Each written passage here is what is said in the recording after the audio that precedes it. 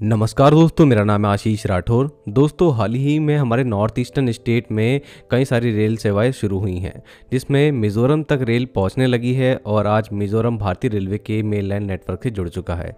मिज़ोरम की राजधानी ऐज़ोल को कनेक्टिविटी मिल गई है सायरंग के द्वारा, और सायरंग से बाराबी की रेलवे लाइन का उद्घाटन प्रधानमंत्री नरेंद्र मोदी जी ने 13 सितंबर 2025 को किया था। उसके बाद से यहाँ पर रेल सेवा शुरू हुई है।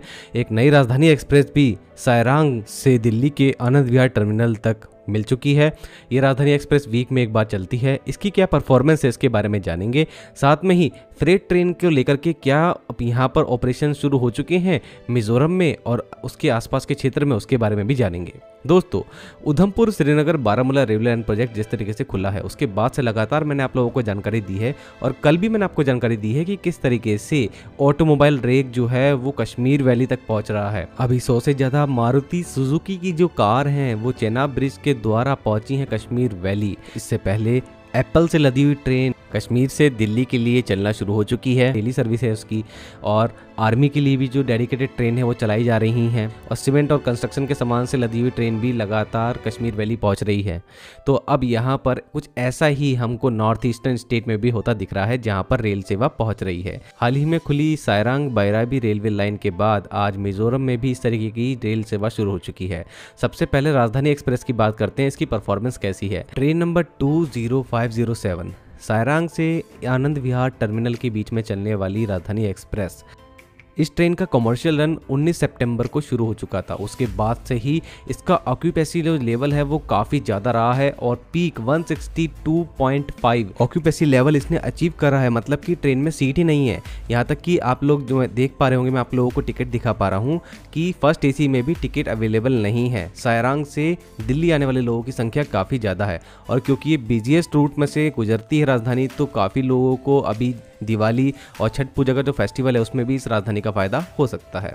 दोस्तों, रिवर्स में बात करें तो 20508 जो राजधानी एक्सप्रेस है वो 21 सितंबर को चलना शुरू हुई थी। कमर्शियल लाइन इसका शुरू हुआ था।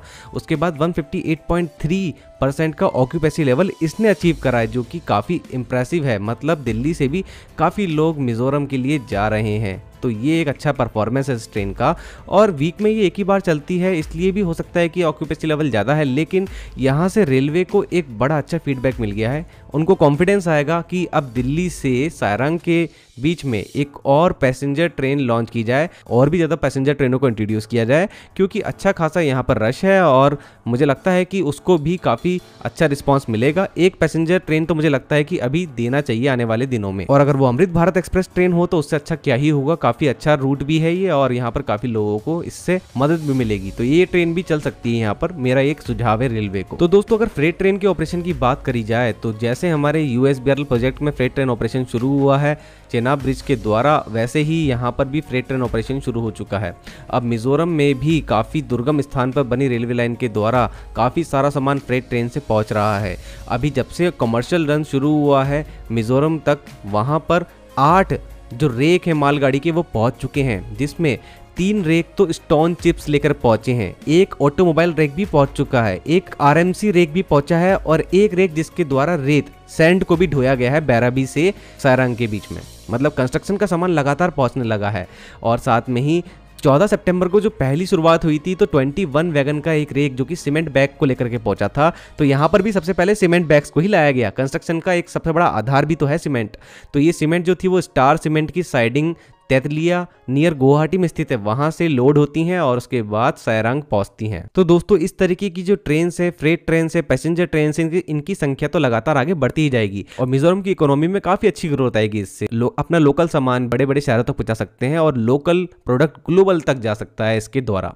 दोस्तों, अभी यहाँ पर हमने मिज़ोरम की बात करी, लेकिन नागालैंड की बात करें तो नागालैंड के मोलवोम से भी अब रेलवे ने अभी हाल ही में फ्रेट ट्रेन का ऑपरेशन कमर्शियल बेसिस पर शुरू कर दिया है, और 41 रेक्स की पहली ट्रेन जिसमें सीमेंट था तेलंगाना से 24 सितंबर को चलती है, और ये सीमेंट अभी पहुंच चुकी है यहाँ पर मालवम नागालैंड। और यही जो रेक है 42 वैगन का बनने के बाद 29 सितंबर को निकलता है मालवम से जिरानिया के लिए, और इसमें स्टोन चिप्स को ले जाया जाता है।